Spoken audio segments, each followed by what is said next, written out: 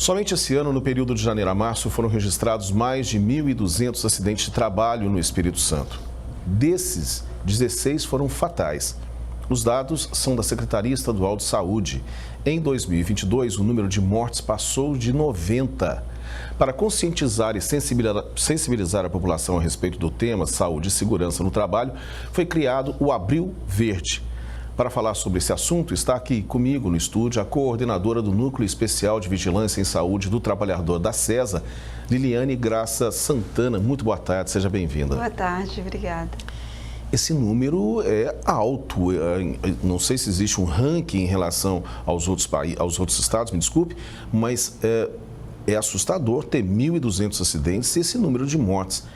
O que pode ser feito para tentar diminuir esse índice, essa estatística? É assustador, mas a gente ainda acredita que esteja muito subnotificado esse dado.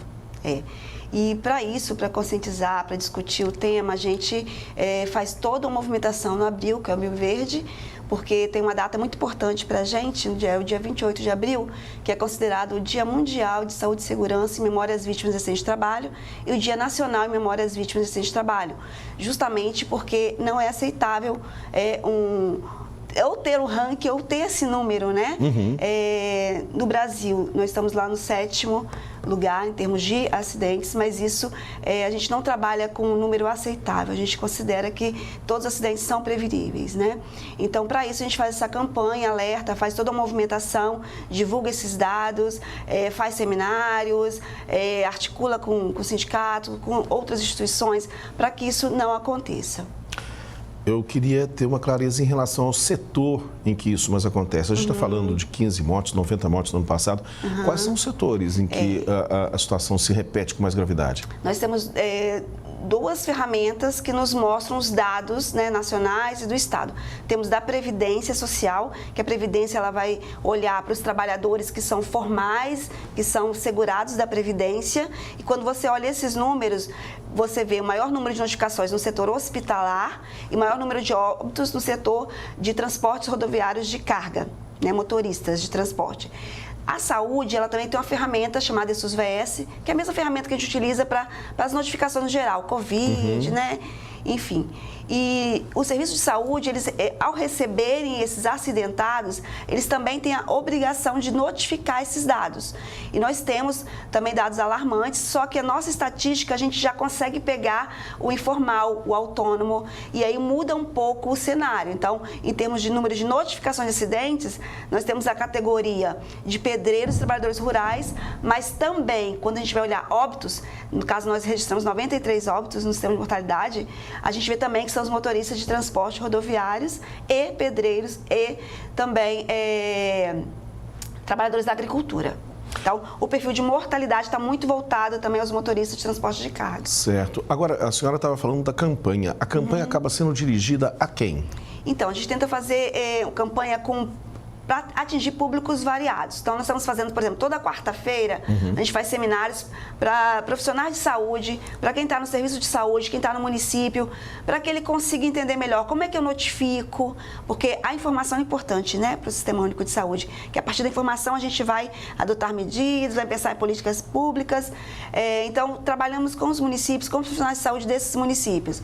Vamos ter no dia 14 um momento com os sindicatos das categorias de trabalhadores, porque eles precisam saber desses números, precisam olhar esses números e pensar o que eu posso fazer para minha categoria entender quais são as causas desses acidentes, para poder também pensar em soluções. E seminários para trabalhadores, vamos fazer no dia 24, uma ação junto com a PRF, Tribunal Regional do Trabalho, Ministério Público do Trabalho, SESC e Senat. Vamos fazer uma ação para os caminhoneiros, que são específica para eles, onde vamos parar os caminhoneiros, oferecer serviços de saúde, ofertar alguns procedimentos, vão ter juízes presentes, procurador do trabalho, para falar um pouco sobre a legislação que ampara essa categoria. Então, a gente vai fazer uma ação específica para esse grupo de trabalhadores. Então, as ações pensadas para o Abril Verde, elas são bem amplas, né? Tentando realmente juntar todas as pessoas que são responsáveis por essa prevenção. Agora, no caso dos caminhoneiros especificamente, já que é um grupo que, segundo a senhora, esse tipo de acidente e mortalidade acabam acontecendo, A gente ouve falar de uma situação grave nesse setor há muito tempo. Falta fiscalização, os trabalhadores acabam se submetendo a condições muito ruins de trabalho. Na avaliação de vocês, o que acontece? Sim, acaba se submetendo a alguma situação de trabalho, porque por mais que ele entenda que, por exemplo, que ele tenha que parar, descansar, dormir, ele tem um prazo para entregar aquela mercadoria. Muitos são autônomos, né? Então, assim, eles acabam tendo, por conta da organização do trabalho, que é imposta a eles, às vezes realmente submetendo a algumas condições que são realmente inseguras, que podem acarretar o acidente e muitas vezes acidente fatal, né? Então, imagino eu, a fiscalização também deve entrar na campanha de vocês, ou seja, deve haver também uma tentativa junto ao Ministério do Trabalho, junto aos órgãos competentes, para que haja uma melhoria dessa fiscalização em relação a eles. Sim, por isso nós teremos pessoas, né, o juiz do trabalho, o procurador do trabalho, nessa ação para orientar, porque eu acho que é muito importante quando o trabalhador entende o que é de direito dele, sim, né? Qual é o direito, quais recursos que ele tem. Então, nós já fizemos uma ação dessa em anos anteriores e foi muito interessante, tem muitas dúvidas a respeito disso. Então, é o momento da gente orientar. É lógico que as ações que são feitas em abril, elas devem se estender para o resto do ano. Então, abril é um mês de alerta mesmo, né, como você disse, para que essas coisas sejam discutidas pela sociedade, né? Porque todos nós somos responsáveis, né? A senhora, no início da nossa conversa, a senhora falou que os números, eles provavelmente são maiores porque há muita subnotificação. Por que ocorre essa subnotificação? Eu sei que, pelo que a senhora falou, isso é alvo da campanha. Sim. Mas por que ela acontece? Por desinformação? Eventualmente porque os patrões podem não fazer a comunicação correta? Por que isso acontece? Eu acho que tem as duas coisas. Tem a desinformação, né? Mas também tem muitas vezes a intenção mesmo de ocultar aquele acidente, para não se responsabilizar em relação a isso. Então, acho que a gente faz o nosso trabalho, que é conscientização, é informar, né, para que todos saibam que é dever notificar. Então, qualquer acidente que ocorra numa empresa, com afastamento ou sem afastamento, ele deve ser notificado, deve gerar uma informação, né, no caso, se for um seletista, né, para a Previdência. E quando ele chega no serviço de saúde, vai gerar uma informação para o Sistema Único de Saúde. Okay. Né? Então, é importante. E a gente também tem trabalhado muito na capacitação desses profissionais de saúde para que consigam identificar, naquele momento que ele está atendendo um usuário, né, seja na unidade básica de saúde, no hospital, qualquer local, que ele entenda que aquele usuário ele é um trabalhador.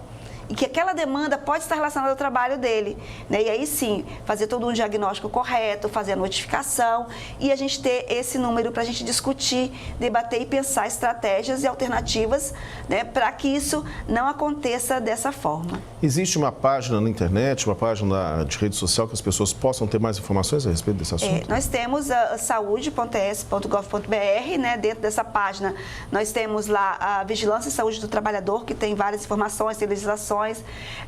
Tem também, quem quer saber mais sobre dados da Previdência, tem o Smart Lab, né? Smart Lab, não vou saber agora direito, acho que é .gov.br, que é um site da Previdência junto com o Ministério Público do Trabalho, que tem informações sobre esses trabalhadores formais, né? Ok. Mas é isso, aí a gente está fazendo todo esse trabalho para que isso aconteça e cada um saiba da sua responsabilidade. Ok. Né? Muito obrigado, viu? De nada.